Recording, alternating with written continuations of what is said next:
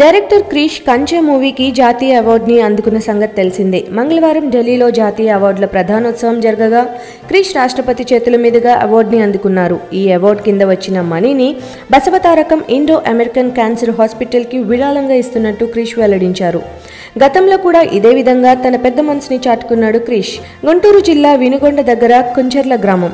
ఈ గ్రామంలో ప్రాథమిక వైద్యశాల సదుపాయం లేదు. ఎవరైనా ఓ ఎకరం భూమిని ఇస్తే హాస్పిటల్ కడతామని ప్రభుత్వం తెలియచేసినప్పుడు క్రిష్ తన పేర ఉన్న ఎకరం భూమిని ప్రభుత్వానికి ఇచ్చేశారు. ప్రభుత్వం క్రిష్ తాతయ్య జాగర్లమూడి, రమణయ్య చౌదరి, సీతారామమ్మ పేరిట నెలకొల్పిన ప్రభుత్వ హాస్పిటల్ని ఆంధ్రప్రదేశ్ ఆరోగ్య శాఖ మంత్రి కామినేని శ్రీనివాస్ ప్రారంభించారు.